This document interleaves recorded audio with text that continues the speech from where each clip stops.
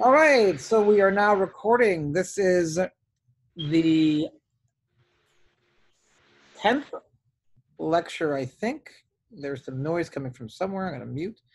So this is the 10th lecture, I believe, because we skipped one. I had a quiz, that's right. So this is the 10th lecture. And we are starting now chapter 15. I'm going to share my screen. And I have here chapter 15 on sampling distributions. Sampling distributions. So let's remind ourselves what a distribution is. A distribution, I don't have a picture of it here, but can someone remind me what a distribution is before we start this? Anyone know? Remember what a distribution is? Forget about a sampling distribution. How about just a distribution?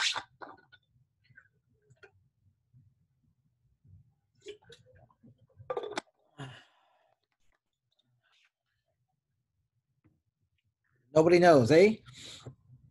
Unless you do, but you're not sharing because you don't want to reveal it to everyone else, so your grade is better. I get that. A distribution is usually a curve. Like you can have a normal distribution, which is essentially an approximation to a histogram. And what that does is it gives the probabilities of outcomes in various portions of the histogram. So something like here in the middle, let's say 25, might be a very common occurrence, and it occurs many times, whereas something over here by 20 or out here by 30 is relatively uncommon and occurs fewer times. So the distribution gives us a picture as to which outcomes are likely or more likely and which outcomes are less likely. I could have a uniform distribution where every outcome is equally likely. In that case, the heights of all of my columns would be roughly the same. This is the uniform distribution, where these are all the same heights because everything is equally likely. Normal distribution is one where it's very likely to be in the center, in the mean, 25 in this case, and it quickly tapers off to both sides. Or maybe not so quickly, and it's more round. That just tells you a different sigma. But either way, these are what distributions are, correct? Agreed? Yes? No? Maybe so? Does this ring a bell? Now, if you had, let's say, a normal distribution, and I said pick something at random, this example here, if I said pick something at random, what is the most likely outcome going to be if you pick a number at random between, let's say, 0 and 50? If you pick a number at random between 0 and 50 that follows a normal distribution, then what is the most likely outcome going to be? What do you expect to get if you get one value? 25. About 25. It occurs the most times. It's the most likely value. Would you expect to get a 0? If you pick one number at random from 0 to 50 under the normal curve, would you expect to get a 0? No. No, 0 occurs so infrequently that I probably wouldn't expect it if I pick one at random, correct? Yes, no, maybe so? Hello? Anyone? Bueller? Yes. You there? Oh, Yes. chat. Yes, that's great. How do I scroll up here? Oh, people are answering. I just didn't see it. So yes, 25. Okay. Now, would you be shocked in this example if you got, let's say, a 22? No. No. I mean, it's not the most common outcome, but it's certainly possible. Would you be shocked if you got a 0? Yes. Yes. 0 is so low of a chance of occurring that if it did occur, I might be legitimately shocked by that occurrence. Now, if instead of taking one at random, you took 2 at random and you averaged the results, what approximately do you think you would get after averaging the 2 results?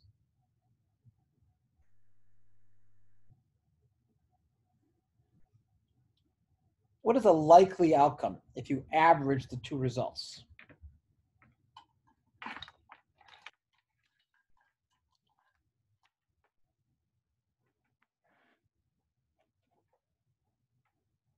Will it be Would it be what? somewhat close to the mean? I would think so, right? I mean, if each one is most likely to be a 25, then if I took 2 of them, wouldn't the average of them also most likely to be around 25? Doesn't that seem fairly reasonable of an assumption? Yes, no, anyone?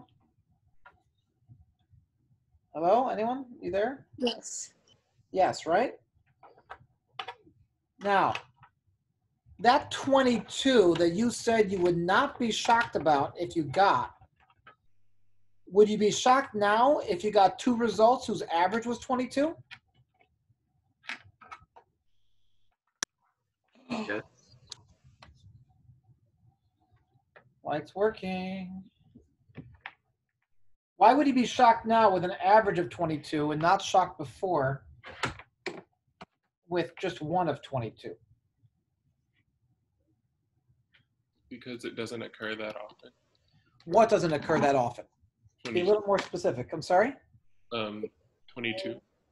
And therefore what? Can you be a little more specific what you mean by this? If you were to pick a number randomly, it would most likely be 25 rather than 22. So if you were able to add 2 numbers and then find the average between them, it would most likely not be 22 because it would be rare that you would get 2 numbers that were that low. Awesome. Awesome. See, to get 1 number that's 25, okay. All right, that happens. But for the average of the 2 numbers to be 22, then that means that both of them would have to have been low. And it's a lot less likely for 2 numbers to be low than it is for only 1 number to be low, correct? So what do I expect to happen to my curve, my distribution, if instead of taking 1 at a time, I took 2 at a time? How would that affect the shape? Would that be more skewed to the right? It wouldn't be skewed because we'd have the same reason for not expecting to have a 30 or a 27. Right? You might get 1 27 or 28, but to get 2 that are over there, unlikely. So it wouldn't be skewed right, but rather what would happen is it would get thinner. Because while the first one might have a certain likelihood of being out here, to have a sample of 2 would be a lot less likely. So it would get smaller on the wings and get steeper. Does that seem reasonable? I want to show you this something. Have I shown you this before? Maybe in the beginning of class, before we understood what it was. Have you guys seen this before? Have I shown it to you? This applet? No. Okay, wonderful. Okay. So you all see this, right? Okay, let's start with a simple case of a uniform distribution, like number 1. If you took 1 at random from a distribution that looks like this, where are you most likely to end? 0, 10, 50, 100? Where are you most likely to be if you took 1 at random from a distribution where every outcome was as likely as any other outcome? Where would you be most likely to end up? In that, huh? I can't hear, I'm sorry? Anywhere? Anywhere, right? You're not any more likely to be any one place as anywhere else, correct? So if I took something like 30,000 events, how many would I have over here compared to here, compared to here, compared to here, and so on? How many would I expect to occur at each location from 0 to 100? If it truly was uniform, what would I expect? The same amount. The Same amount. Let's see what happens. So here is a simulation of 29,721. Would you say that this is roughly uniform? Because remember, this is a real sample, so it's not going to be perfect. But would you say it's approximately uniform? Yeah. Yes. And if I did it again, they're all approximately uniform, correct? Now, what if instead I don't take one at a time, but I take two at a time and I average them? Would you expect now to have just as many zeros as 50s as hundreds? How likely is it that the average of two numbers is 50 compared to the average being 0 or the average being 100? What do you expect this would look like if we do two at a time instead of one at a time? Will it look more like a normal bell curve?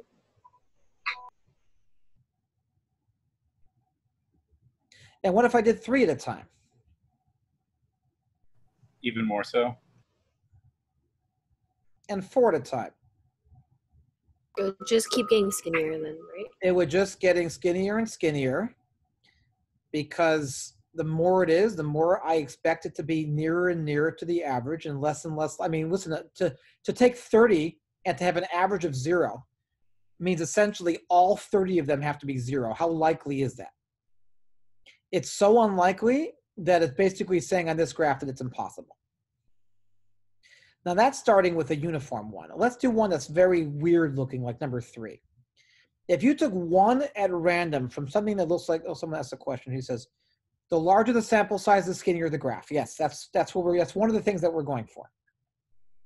Now let's go back to one sample size and let's look at a graph that looks like this. That means it's very likely to be here on the left, moderately likely to be here on the right, and very unlikely to be here in the middle. So if I took a sample of, let's say, 30,000, what would it look like approximately when I graphed it? What would the graph of that look like? I mean, 30,000 is a nice size sample. So what do you think my columns of my histogram would look like if I did 30,000 from a distribution that looks like this?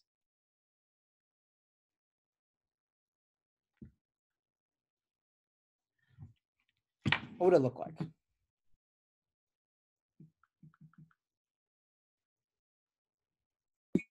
Can you ask that again? If I had a distribution that looks like number 3, which says you're very likely to be between 0 and 20, let's say, moderately likely to be between, let's say, 70 and 100 or 60, whatever this is, and very unlikely to be here.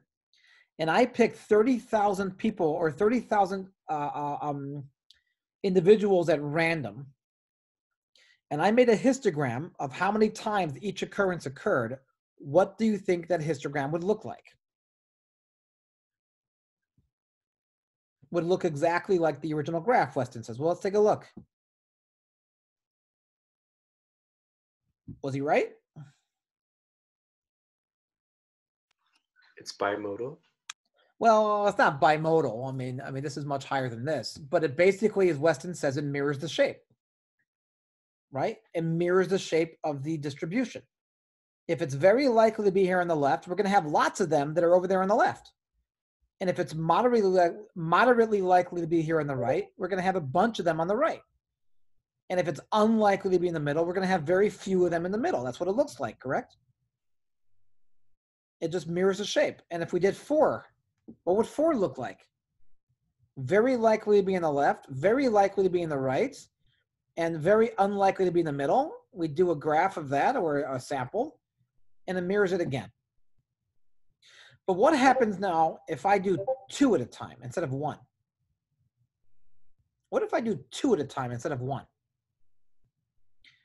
Even though it's very likely to be 0, how likely is it that the average of 2 of them will be 0?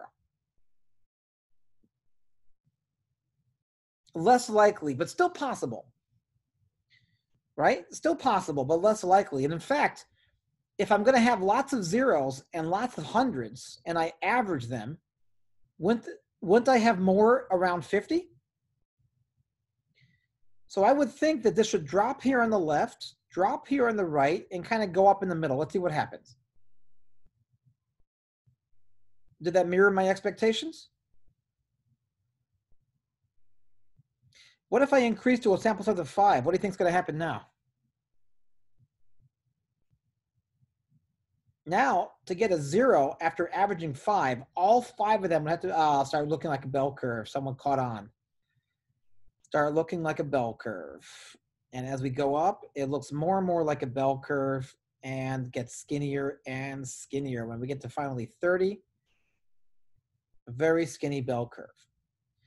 Even something like number 8, which looks very unnormal.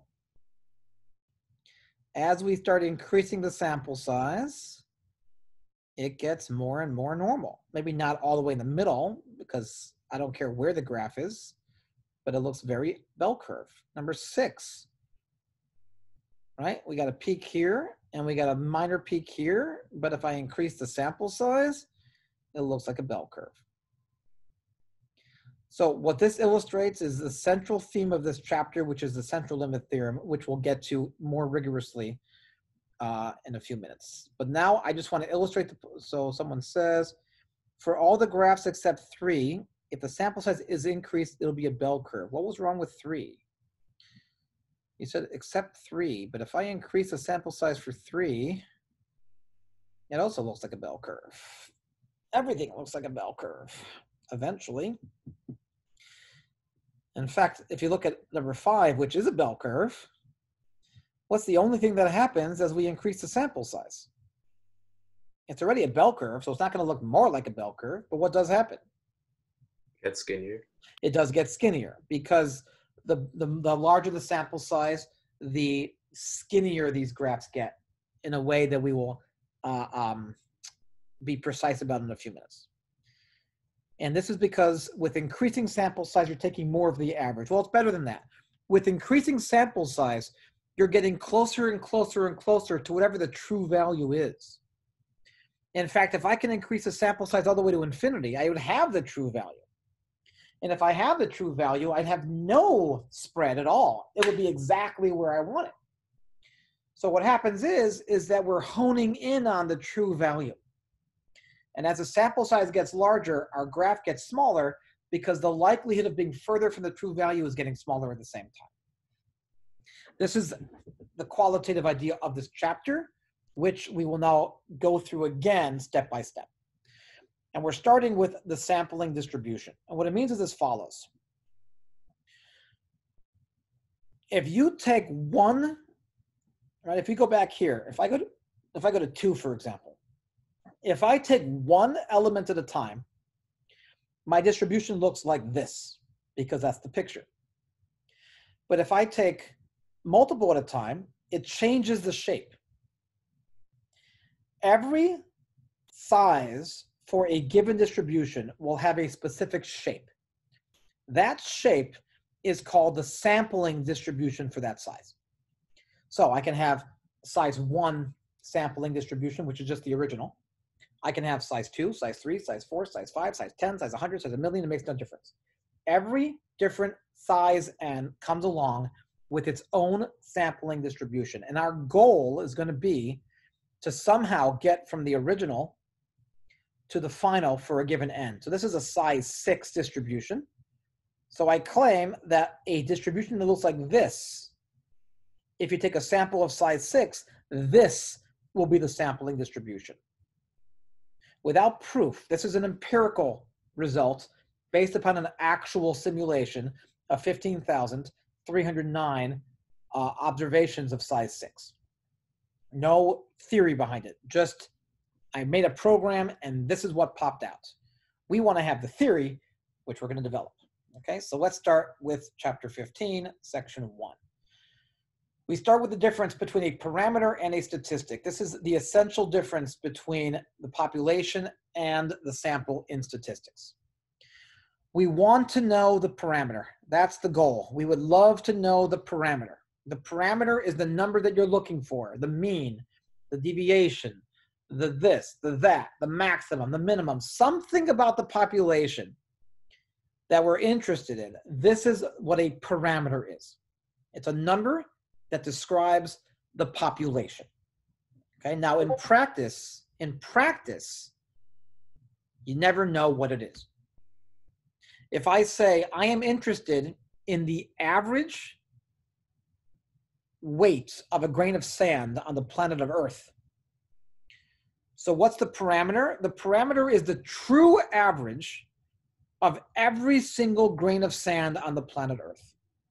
No matter what you do, you will never know it. It is impossible to figure that out. So what can we do instead? We take a statistic.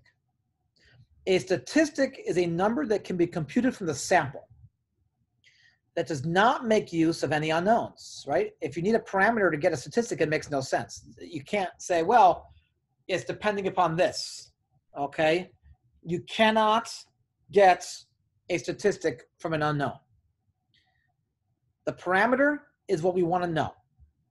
The statistic is what we can actually calculate. Does that make sense what I'm saying? And can you repeat that? Yes. Again, the parameter is the thing that you're looking for. The parameter is the goal of the problem.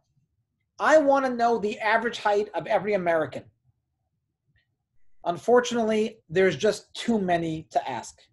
I can't get them all. By the time I do, half of them will be dead anyway. So how do I calculate the average height of every American? You can't. What do you do instead? You take a sample. Now, I can calculate the average height of my sample. That's not a hard problem, right? You get 50 people. That takes a few minutes. The average height of my sample, that's a statistic. It comes from a sample. I'm using that to kind of come up with an approximation, a guesstimate of the average height of every American, which is a parameter, something I will not know because I just don't have the time, the energy, or the inclination to figure it out. So what we do is we use statistics to come up with an approximations for parameters. Okay, that's what we do. That's the next 4 or 5 chapters in statistics. That's what we're going to be doing, is coming up with an approximations from statistics for parameters. So if the average height of my sample is 5'8", as the average height of my sample, can I say with certainty that the average height of every American is 5'8"?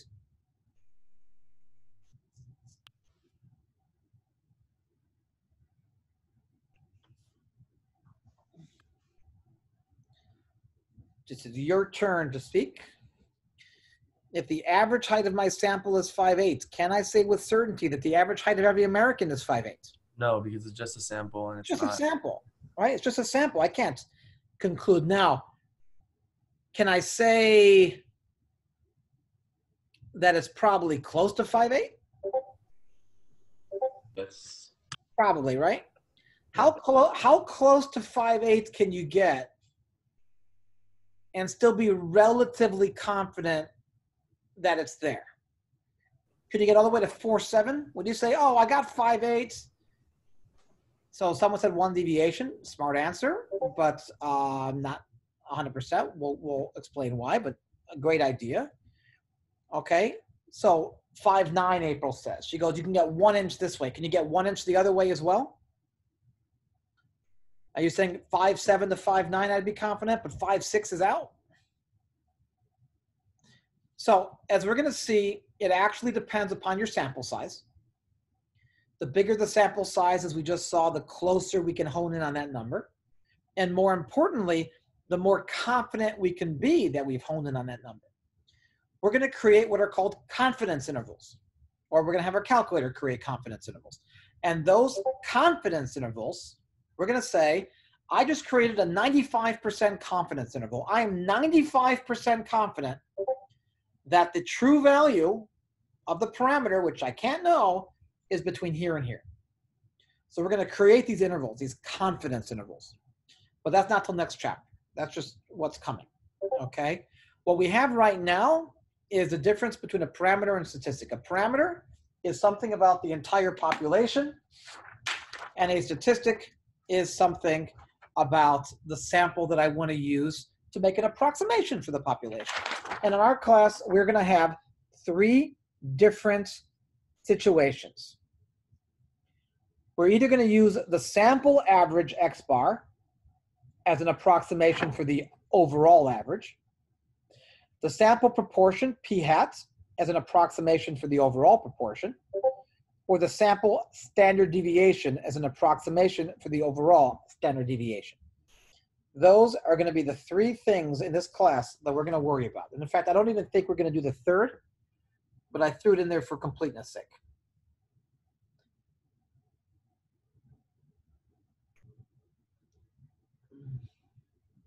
So in our class, we're going to be doing two or three things, either using the average from the sample to guesstimate the average for the population, the proportion for the sample to guesstimate the proportion for the population, or the standard deviation for the sample to get the standard deviation for the population. Those are the three that we're going to be doing in this chapter.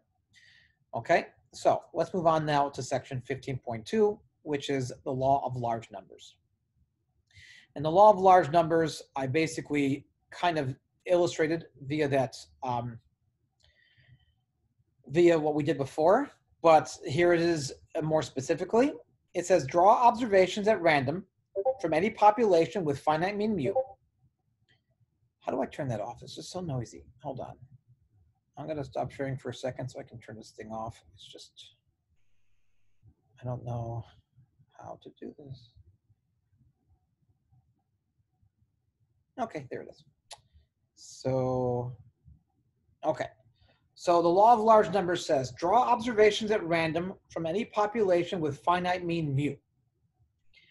As the number of observations drawn increases, the mean, x bar, the sample mean of the observed values tends to get closer and closer to the mean mu of the population. Does that seem reasonable? That the larger the sample, the closer the sample average is to the overall average? Does that seem like a reasonable statement? Can you repeat that? The larger the sample, what? The larger the sample, the closer the sample mean is to the actual mean.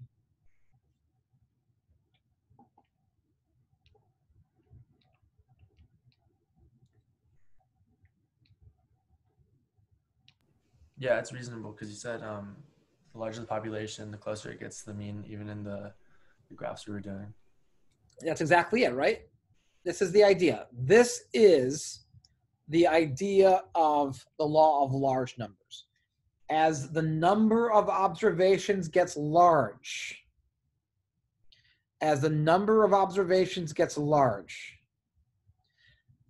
the sample mean, your statistic, will get closer and closer to the population mean, the parameter. And here's a picture of some situation where we're told that the actual mean is 25. Somehow or other, we know that the actual mean is 25. And what we have is significant fluctuation in the beginning. But as the number of observations increases, what do we see happens to the approximation value? It starts to hone in on the true value of 25. Fluctuation followed by stabilization. This is the idea of the law of large numbers, that anything can happen in the beginning, but in the long run, it will stabilize. Here's another example. If you flip a coin, what is it more likely to be, head or tails, assuming it's a fair coin? 50-50. 50-50, right? So can you tell me anything in advance about whether or not a coin will be heads or tails for a single flip?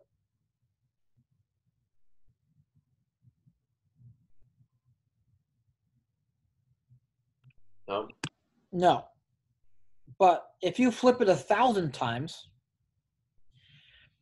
can you tell me anything in advance about the likelihood of what you're going to get? Yes. What can you tell me if you flip it 1,000 times?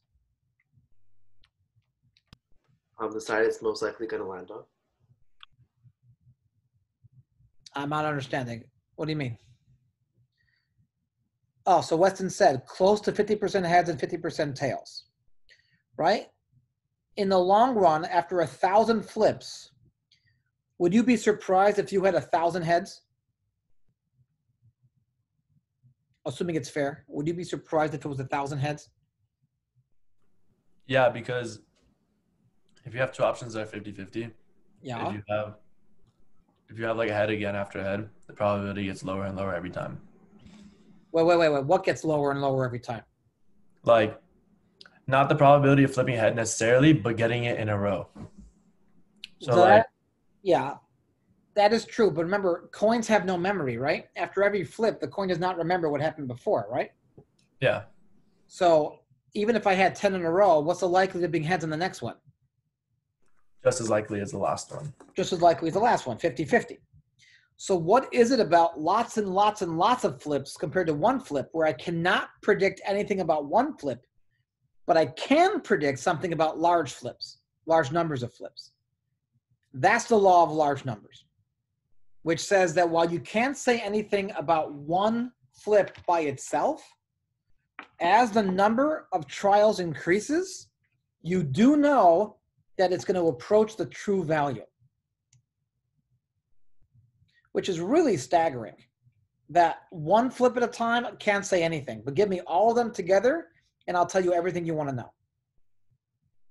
This is the essence of the law of large numbers, which, by the way, can be proved mathematically.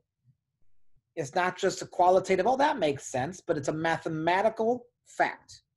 The more observations, the sample mean gets closer to the actual mean. That is the whole idea of the law of large numbers. So then we talked about sampling distributions. And just like we saw that in the applets, that if you change the sample size, the picture is going to change because every size gives you a different sampling distribution. So this box here is very important. The population distribution of a variable is the distribution of values of the variable among all the individuals in the population. That means one at a time. If I just take one at a time, what's the shape going to look like? The sampling distribution, on the other hand, for a specific size, considers all possible samples of that size and asks about its histogram, its distribution curve. And as we saw, if you change the sample size, you change the distribution. So anything more than n equals 1 is now a sampling distribution because we're doing samples of 5 at a time, 5 at a time, 5 at a time, or 10 or 20 or whatever the case may be. So what we want to do is we want to be able to transfer information from the population distribution to the sampling distribution. And we will do so in 5 seconds, 5, 4, 3, 2, 1. So in this box is the key.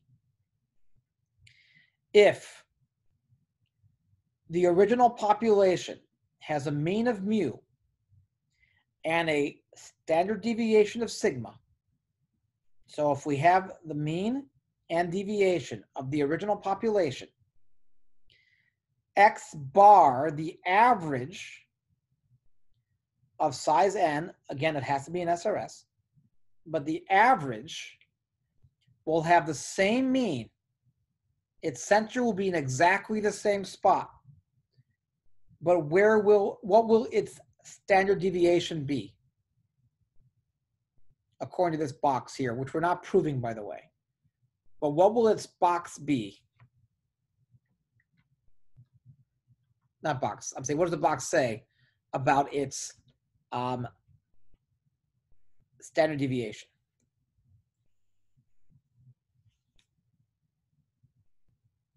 You can just literally read it. It's right there.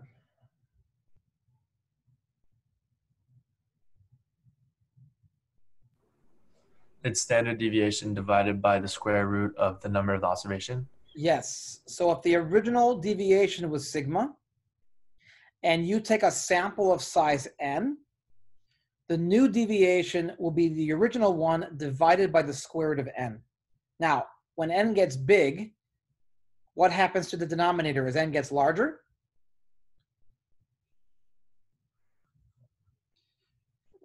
what happens to the denominator as n gets larger?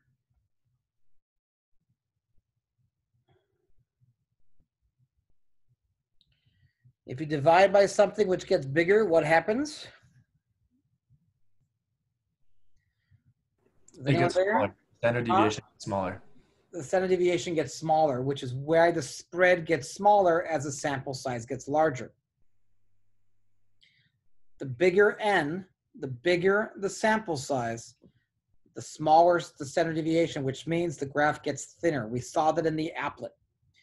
As n got larger and larger and larger, it got thinner and thinner and thinner.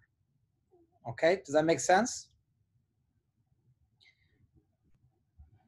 Now, if the individual observations came from a normal distribution with mean mu and standard deviation sigma, then the sample mean of size n and SRS is also normal with the same mean, but the smaller standard deviation. And we saw that in the applet.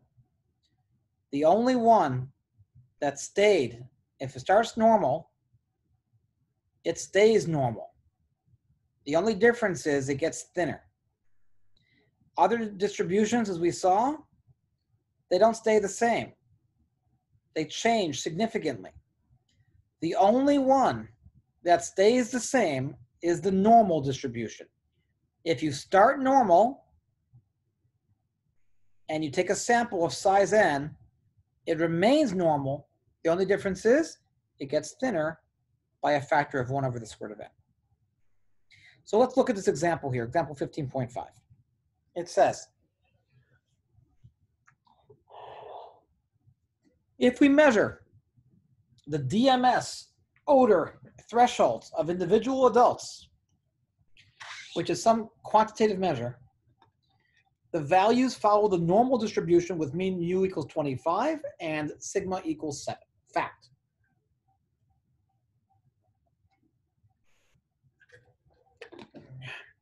Now, let's say we don't do 1 at a time, but let's say we do 10 at a time. And we're curious what the mean is and what the standard deviation is. If we do 10 at a time, what's the mean of this distribution?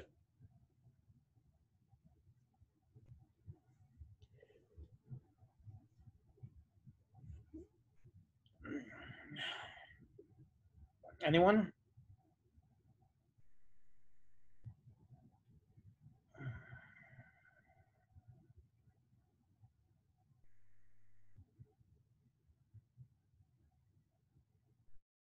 Can you say that one more time? I'm sorry.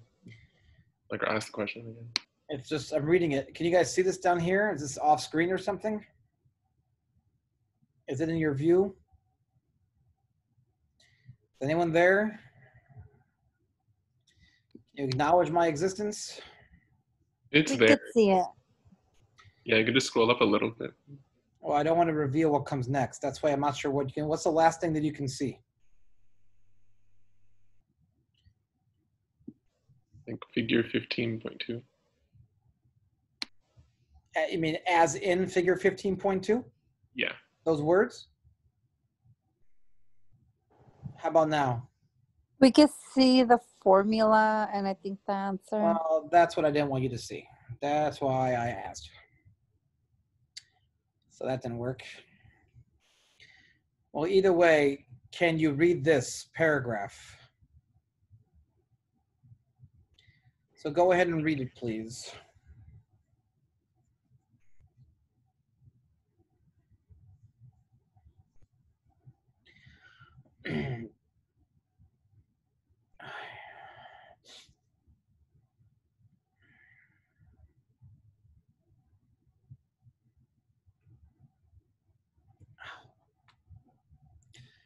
So what is the mean of the original distribution here?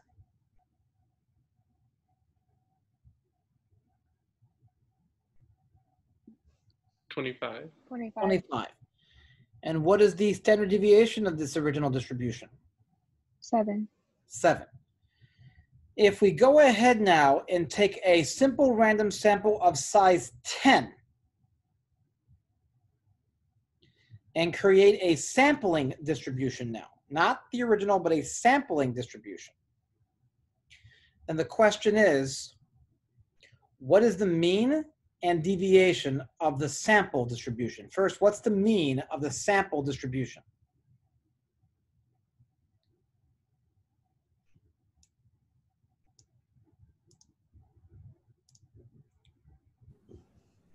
Five. Why 5? I'm not saying it's wrong. I'm just asking where you got it from. I just assume that since we're going from 25 to 10 in size, that Oh, wait. We're not going from 25 to 10. Oh, the median. Okay, never mind. The mean was 25. Okay. Mean was 25. I don't know. Well, everything you need to know is on the page in front of you. Katrina, what's 25? 25 is the sample mean. The 25 is not the sample mean. There is no sample mean here because we haven't taken a sample yet. 25 was the original mean of the underlying distribution one at a time. That's the first paragraph, right? The values follow the normal distribution with mean 25 and standard deviation 7, correct? This is the population distribution. The question we're asking is, if I take a sample of size 10, what is its sample, what is its mean going to be? Does that mean 10 observations? Yes, 10 observations. And then average those 10 observations. What do I expect to get as my value after I do all that? Well, like I was saying, like mean would be somewhere around the middle if you're taking a 10. So I said 5. Yeah, but the middle was never 5. What was the middle originally? 25. Why is it any different then? Because the population is going down. Wait, do they tell us the population in the first one? No, they don't.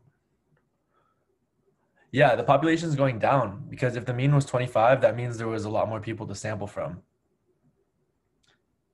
I'm not following your logic there. 25 micrograms per liter. That's not 25 people. Or micrograms per liter. So I'm saying if there's like, for instance, it's hard to put into words, but if it's 25 is the mean, I'm assuming that that is somewhere along the middle of a number before and after it. So I would be, It's okay. I much prefer people being right or wrong, but at least speaking so that I know I'm not talking to myself. So I don't even mind. I don't say I prefer you to be wrong. I love it when people are wrong because that means that they have something to learn. Okay, but if people are silent, I don't know what's going on. I don't know if you're there, if you're not there, if you're paying attention, if you're not paying attention. There's no way that I can know. So I need as this pandemic online situation, I need more from you guys. I can't have 3 people in text and nobody else saying anything or doing anything. In fact, right now, let's do a quick spot check. If you're here, write the word here in text. So this is what I want. When we're asking questions, it's okay to not know the answer, but just say something. Just try something. Say, I don't know. That's okay too. But try to look at it from my perspective. It's very difficult. I don't have any,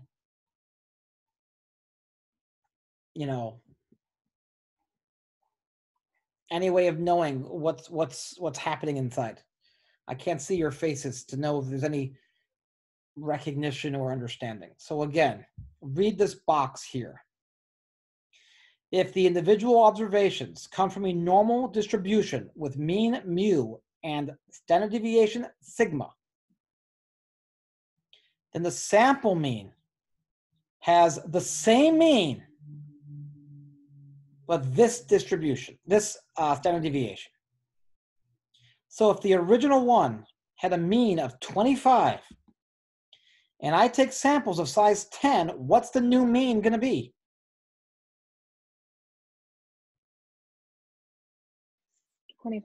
Still 25. It's the same. Mean, mean. It was 25 before, it's 25 now. The mean before was 25. You take a sample of size n, the mean is still 25. Now, if the deviation,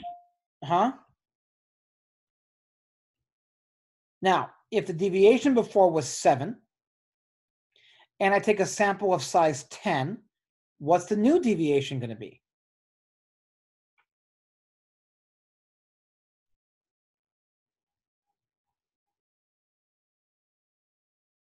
Seven? 7 over the square root of n. 7 over what? 7 over the square root of 10. Awesome. 7 over the square root of 10. You take the original one, sigma, which is 7, and then you divide by the square root of n. In this case, what is n? N is 10. So it went from a distribution of a deviation of 7, and because my sample size was 10, it dropped to a sigma of 2.2136 approximately. Notice the original one had a big spread, a spread of 7. And when you do a sample of size 10, what happens to the graph? It gets thinner because the spread goes down, the deviation goes down. And because it gets thinner, it has to also get taller because now the center is a lot more likely. Values that were more likely before are no longer likely, and that flips to the middle. So you have very likely in the center, and it quickly dives down on either side. Does that make does that make sense? Yeah. I hope so. So this rule, where if we start with a normal, we end up with a normal, is only true for normals. If it's not normal, we don't know that. So the question is, what do you do if it does not come from a normal? We saw here, most of these are not normal, right? 4 is not normal. And if we took a sample, it wasn't normal. It wasn't the same. It was only this one that we begin normal and you increase n and you stay normal. Most of them did not have that property. So the question is, what do we do when you do not have that property? And the answer is the very famous central limit theorem, which says, if the original population had a mean mu and deviation sigma, and you take an SRS of size n, then it's at least going to be approximately normal. So this is extremely important with the same numbers, mu and sigma over the square root of n. This is so important. It's probably the most important theorem in statistics that says, I don't care what you start with. If the sample gets large enough, it's going to be approximately normal. And we saw that here, right? 2, very non-normal, very skewed to the left. By 5, it's already looking normal. 4, very non-normal. By 5, already on the verge of normality. Not quite there yet. But by 10, normal. 8, very non-normal. By 5, it's already looking normalish. A little skewed on the right still. By 10, still a little skewed on the right. By 15, seems pretty normal. So when n is large, it's approximately normal. How large is large? So in all those examples that we saw by 5, 10, 15, they were already looking normal. The general rule of thumb is, if you get to 30, that's large enough. That's a general rule of thumb. A sample size of 30 or more, you can assume is normal. So let's do an example.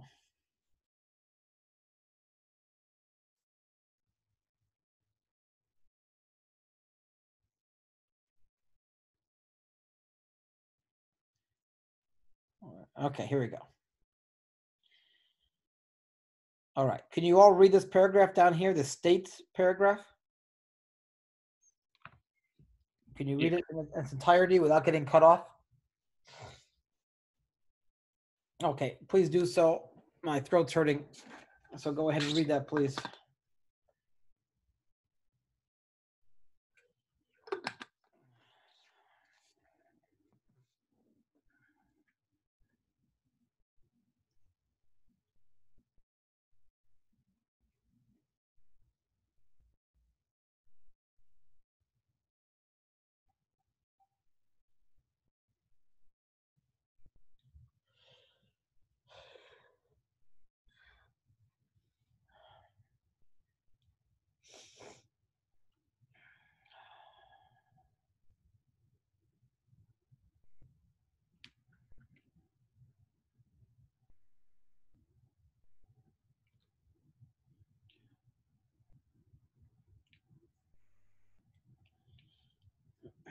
Okay, let's see what it says. So you are either the company or the technician who's coming out to check on these air conditioning units. Each one lives on average 1 hour with a deviation of 1 hour. Correct? Yes. Okay, hold on.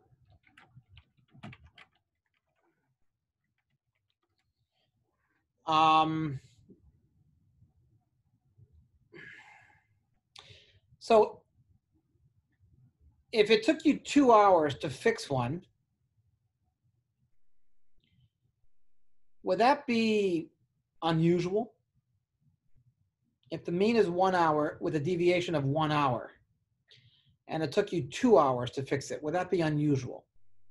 No, Why not? because that deviation allows you that extra hour. Well, yeah, I mean, if you do a normal curve, this isn't normal, by the way, it's exponential, but if we just qualitatively think of a normal curve, then we know that 2/3 of the data is going to be within 1 deviation, correct? So that means 1/3 of the time will be outside of 1 deviation. So if it's 2 hours, that's still a 1 in 3 chance to be about that long or more. It's not impossible, correct? So the spread here is pretty big because the mean is 1 and the deviation is 1. That's a pretty large spread. But if you're doing 70 of these, you can't imagine that each one is going to take 2 hours. So that you're going to have to put in 140 hours total. In fact, the question is, can you assume that 1.1 hours for each is going to be enough? Some more than 70, some less than 70, some averaging out. The question is, will budgeting 1.1 hour be enough time? So let's think about this. First of all, you have 70 units. You're taking a sample of 70 units. Is that large enough to apply the central limit theorem, where we can say that no matter what the underlying distribution is, we can imagine that what we're dealing with is normal? Is 70 enough? Yes, because it's over 30. Yes, it's way over 30, right? It's significantly over 30 to the point that we can certainly say the central limit theorem holds. So what I'm looking for then is the probability that the average time is less than 1.1. That's what we're looking for here, correct? What's the probability that the average time is less than 1.1?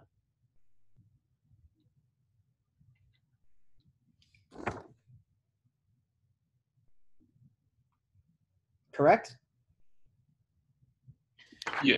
Now, what we're going to do, like we've done before, is we are going to change this to a z distribution, a z-score. To change it to a z-score, what do we do to change data to a z-score? Instead of 1.1, which is the actual data, how do I change that to a z-score?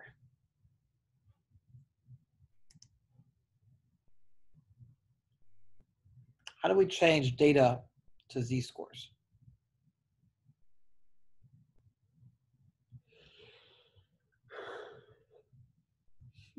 Anyone remember how to compute the z-score? Is it the mean subtracted from the number you're looking for over the standard deviation? Okay, so what is our data here? What's the number that we're looking at? Is it 1.1? 1.1. What's the mean? 1 hour. 1. And what is the standard deviation? 1. Not exactly. That was the deviation for 1 at a time, but we're looking for 70 at a time. Would it be 1 over the square root of n of 70? Yes, it would. The deviation would be 1 over the square root of 70. So I can subtract 1 and divide by 1 over the square root of 70, which is my new deviation. And that gives me my z-score, which is the probability that z is greater than 0.837. The question now is, what is the probability that z is greater than 0.837? How do I compute that?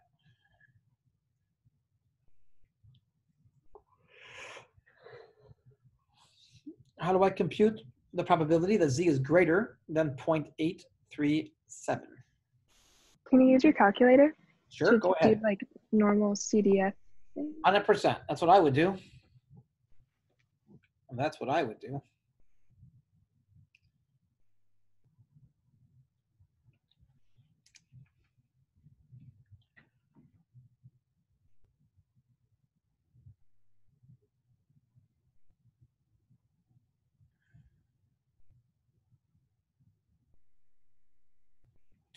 So what do you get?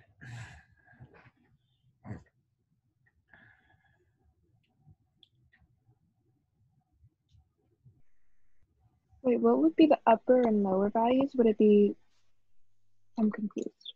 Well, we want z to be greater than 0.837, right? Yes, 3.87. So that's their lower value, Okay, Okay. what's the upper value? infinity.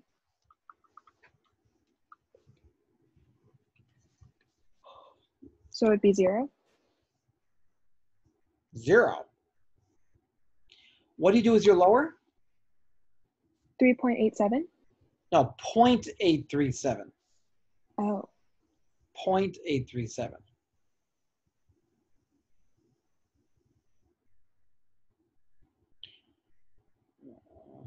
so then 0.9136.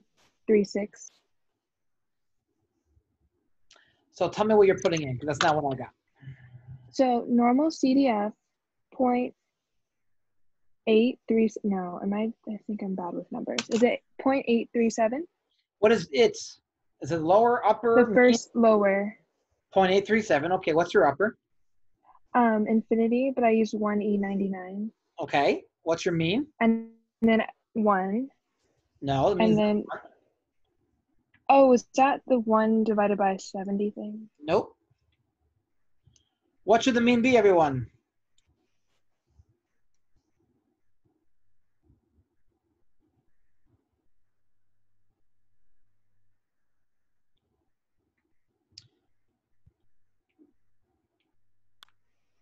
Would it be 1.1? Nope. 1. Nope. 0. Why is it 0, Mariah? I'm not exactly like 100% sure what it was called, but before when we were turning, in the past when we were turning z scores into like what was it called? For Standard the normal. the standard normal, it was always 0 and then 1. Always 0, 1. The whole point of taking, excellent, by the way, the whole point of taking z-scores is because we convert whatever the original distribution was into the standard normal distribution, where the mean is 0 and the deviation is 1. If I wanted to use the original ones, I could, but I would have to plug in 1 and 1 over root 70 for the mean and deviation. It's totally fine to do it that way. And I get about 20%. Yeah, that's my number is about 20%.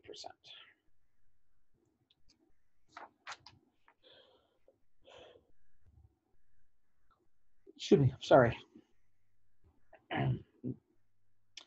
My other class stopped here after this question.